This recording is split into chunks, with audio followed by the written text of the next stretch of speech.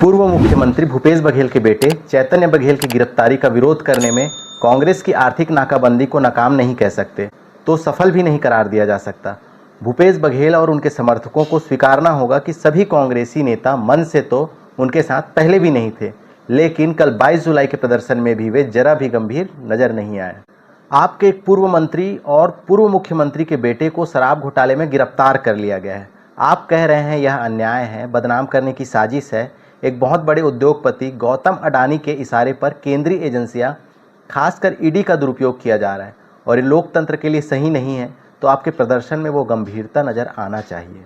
उल्टे ये लगा सड़क पर बैठ हंसी ठिठोली चल रही है।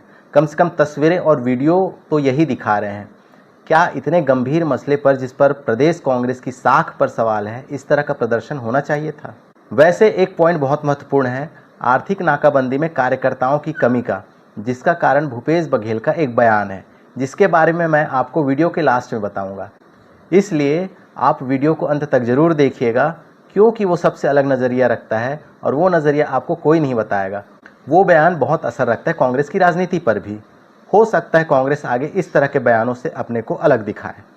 लेटेस्ट अपडेट यह है कि छत्तीसगढ़ शराब घोटाला में गिरफ्तार चैतन्य बघेल को ईडी ने रायपुर के विशेष कोर्ट में पेश किया, जहां से चैतन्य बघेल को 14 दिनों के जुडिशियल रिमांड पर भेज दिया गया है। वैसे मैं इस बात को पहले भी कह रहा था कि कांग्रेस इसे भूपेश बघेल की निजी लड़ाई मानती है। प्रदेश कांग्रेस अपना भविष्य देख रही है, जिसमें फिलहाल तो भूपेश बघेल के लिए जगह नहीं है। हालांकि भूपेश बिल्कुल अकेले नहीं पड़े हैं, उनके साथ अभी भी संगठन के बहुत से लोग और देवेंद्र यादव सरीखे सुर्खियों में रहने वाले विधायक नेता हैं, लेकिन वो समर्थन नहीं है जो मुख्यमंत्री होने के समय हुआ करता था। माना कि वे मुख्यमंत्री नहीं रहे, लेकिन इतनी जल्दी उनका जलवा जलाल सिमटने लगेगा, किसी ने नहीं सोचा था। ये सब तभी से दिख रहा था जब भूपेश मुख्यमंत्री थे। उनके मुख्यमंत्री रहते उन्होंने जिन्हें भी आगे किया, उनकी कांग्रेस के दूसरे नेताओं या संगठन से पटरी नहीं बैठती।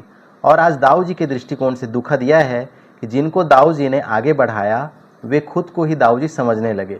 कल के प्रदर्शन में अंतर साफ नजर आया। कांग्रेस दो तरह की दिख रही थी, एक भूपेश बघेल के साथ वाली और दूसरी दूर वाली, वो जिसे केवल प्रदर्शन की औपचारिकता निभानी थी। खबर तो यह भी रही कि बहुत से स्थानों पर कार्यकर्ता कम पड़ गए, रोजी देकर प्रदर्शनकारी जुटाने पड़े, खासकर ग्रामीण इलाकों में।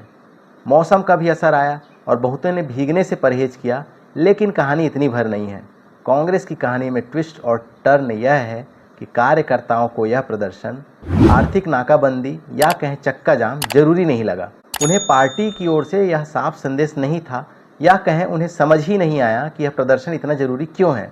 चैतन्य बघेल कांग्रेस के कार्यकर्ताओं के लिए दाऊ जी के पुत्र होने के इतर एक अनजान आदमी ही है। एक आम कार्यकर्ता भला क्यों खराब मौसम में भीगने को निकलेगा? उसे तो यह जानना है कि शराब घोटाला हुआ है या नहीं। उसे अभी तक किसी ने नहीं समझाया कि शराब घोटाला क्या है, ये भाजपा की साजिश है या नहीं। कांग्रेस ने कभी उसे यह समझाने की कोशिश ही नहीं की। मैं पहले भी अपने वीडियोस में कह चुका हूँ कि कांग्रेस नेताओं को जनता से पहले अपने कार्यकर्ताओं के सामने कहना पड़ेगा कि शराब घोटाला नहीं हुआ है।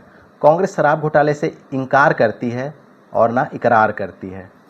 अभी तो मीडिया में जैसी खबरें आ रही है, उससे तो कांग्रेस कार्यकर्ताओं को भी लगता है कि शराब घोटाला हुआ है। कांग्रेस कार्यकर्ताओं को लगता है अनवर ढेबर, अनिल टुटेजा, अरुणपति त्रिपाठी वगैरह वगैरह पर ईडी की गाज गिरी। हमको इससे क्या लेना देना? हमें कोई बताया जरा कि शराब घोटाला हुआ है या नहीं हुआ है। यह तो पार्टी के इंटरनल मैकेनिज्म का मामला था कि कार्यकर्ताओं को समझाते कि चैतन्य बघेल के लिए लड़ना क्यों जरूरी है। कांग्रेस कार्यकर्ता तो इसे अनवर ढेबर के लिए भी लड़ाई समझ सकते हैं, अनिल टुटेजा के लिए भी लड़ाई समझ सकते हैं। उसके लिए तो अनवर ढेबर की तरह चैतन्य बघेल का जेल जाना एक ही बात है। अब मैं जो कह रहा हूँ उस बात की बारीकी और गहराई को समझिएगा कि शायद कांग्रेस का प्रदेश संगठन अपने कार्यकर्ताओं को घोटालों की आंच से दूर रखना चाहता है। ये एकदम सोची समझी स्ट्रेटजी नहीं है, लेकिन बड़े नेताओं की मंशा यही लगती है। बड़े नेता शायद यह सोचते होंगे कि Bhupesh Baghel and family and friends के नाम आने से कांग्रेस क्यों बदनाम हो। प्रदेश कांग्रेस शराब घोटाले से अपना दामन दूर रखने के प्रयास में दिखती है।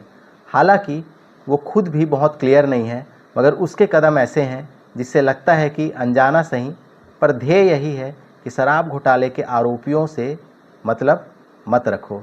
कई बार मन में छिपी हुई बात मनसा में बदल जाती है, जो खुद को नज़र नहीं आती, लेकिन दूसरे बिना देखे कहे साफ समझ लेते हैं। अब जैसे छत्तीसगढ़ कांग्रेस के नेताओं का अनवर ढेबर जैसे लोगों को कवर करने में खींच होती है। एक अकेले अनवर ढेबर की वजह से कांग्रेस के अंदर बहुत कुछ बिगड़ा है।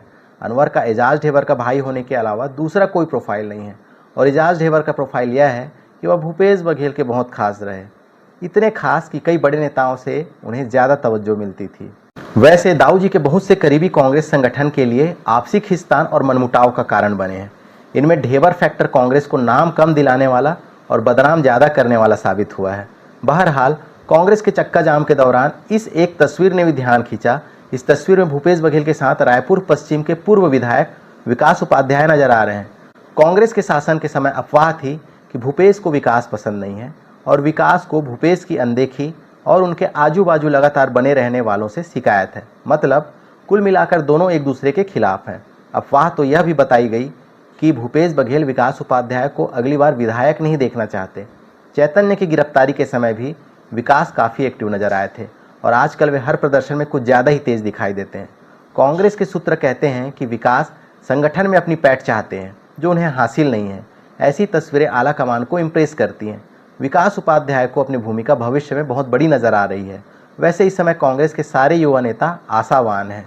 अब मैं आपको बताता हूँ वो अहम बयान, खुद भूपेश बघेल का दिया वह बयान जिसने कांग्रेस के प्रदर्शन की हवा बदल कर रख दी।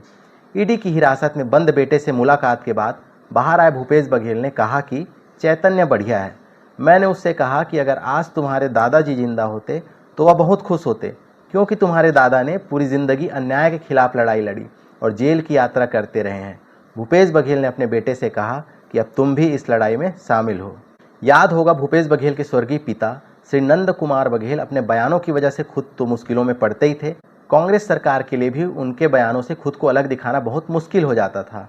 स्वर्गीय नंद कुमार जी ने हिंदुओं को नाराज करने वाले जो बयान दिए उन्हें मैं दोहराना नहीं चाहता, मगर उनके बयानों से भाजपा को फायदा मिला, इससे इनकार नहीं किया जा सकता।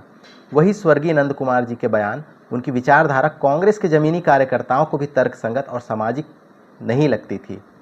मुझे याद है भूपेश बघेल के मुख्यमंत्री रहते हुए स्वर्गीय नंद कुमार की बातों की वजह से कांग्रेस कार्यकर्ताओं को सफाई देनी पड़ती थी और समाज में भाजपा को इससे फायदा हो रहा था। खासकर ग्रामीण इलाकों में कांग्रेस के कहे जाने वाले परिवार भी खासे नाराज हो रहे थे। खुद भूपेश बघेल ने भी अपने पिता के बयानों से किनारा किया। भूपेश बघेल के मुख्यमंत्री रहते उनके पिता को जेल भी हुई और अब वह उनके जेल जाने से जुड़े प्रकरणों को अन्याय के खिलाफ लड़ाई बता रहे हैं। तो वह कांग्रेस कार्यकर्ता जिसे कांग्रेस की विचारधारा तो पसंद है, परंतु वह हिंदू होते हुए प्रभु श्री राम पर विपरीत टिप्पणी को किसी स्थिति में नहीं स्वीकारेगा। ऐसे बहुत से कांग्रेस कार्यकर्ता भूपेश बघेल के बेटे से मिलकर आने के बाद के बयान से बिल्कुल भी खुश नहीं हुए होंगे। दाऊ जी के इस बयान ने कांग्रेस कार्यकर्ताओं के विरोध प्रदर्शन में शामिल होने के उत्साह को ठंडा कर दिया होगा। ऐसी बातों से बहुत फर्क पड़ता है। कांग्रेस के रणनीतिकार अपने ही लोगों से जमीन पर पड़ताल करवाएंगे तो उन्हें समझ आएगा। अब देखिए कैसे भाजपा ने भूपेश बघेल के इस बयान को हाथों हाथ लेने में कोई कमी नहीं रखी। भाजपा को समझ आ गया भूपेश बघेल के इस बयान में उसके लिए अवसर है। कल कांग्रेस के प्रदर्शन पर डिप्टी सीएम अरुण साव ने कहा कि भूपेश बघेल को किस बात का गर्व है। हम सभी जानते हैं कि हिंदुत्व का विरोध कर और श्री राम पर टिप्पणी करके नंद कुमार बघेल जेल जाते रहे हैं। भूपेश बघेल को क्या हिंदुत्व और श्री राम आदि अन्याय लग रहे हैं? अब मुखौटा उतर गया है। पहले कहते थे कि उनके पिताजी से वे सहमत नहीं, अब क्या नंद कुमार बघेल से सहमत हो गए? वास्तव में अगर कांग्रेस को अपनी हिंदू विरोधी छवि से मुक्त होना है तो उसे पहले अपने कार्यकर्ताओं से पूछना होगा कि क्या किया जाना चाहिए। भूपेश बघेल का बयान व्यक्तिगत और अपने पिता के प्रति भावनाओं से भरा हुआ था, लेकिन यह कांग्रेस के एक बड़े नेता और पूर्व मुख्यमंत्री का बयान है। यह भी एक अहम पहलू है।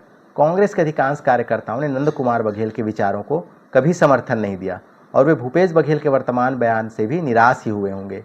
इस निराशा को कांग्रेस के प्रदर्शन में देखा जा सकता था। भले ही कांग्रेस इनकार करे कि यह भूपेश बघेल का व्यक्तिगत बयान था, लेकिन कार्यकर्ता ऐसी नहीं सोचते। कांग्रेस का जमीनी कार्यकर्ता श्री राम या हिंदू व्यवस्था का विरोधी नहीं है। कांग्रेस में भी राम भक्तों की संख्या बहुत ज़्यादा है और उन्होंने अयोध्या में राम मंदिर जाने में बुराई भी नहीं समझी। एक कांग्रेस कार्यकर्ता को भाजपा के कार्यकर्ता के मुकाबले जमीन पर ज़्यादा सवालों का सामना करना पड़ता है, खासकर हिंदू विरोध के विषय पर। उसके लिए तो स्वर्गीय नंद कुमार बघेल के बयान सामाजिकता विरोधी थे। कार्यकर्ता को आखिर समाज में ही तो रहना है। कांग्रेस के नेताओं को कार्यकर्ताओं से संवाद करना होगा और उन्हें अपने विचारों पर चलाने के बजाय उनके विचारों से नीति बनाने के बारे में सोचना होगा। चलिए छत्तीसगढ़ की राजनीति के और भी मसलों पर हम आने वाले वीडियोस में और भी चर्चा करेंगे। तब तक के लिए नमस्कार, जय जोहार। मैं आपका देवव्रत।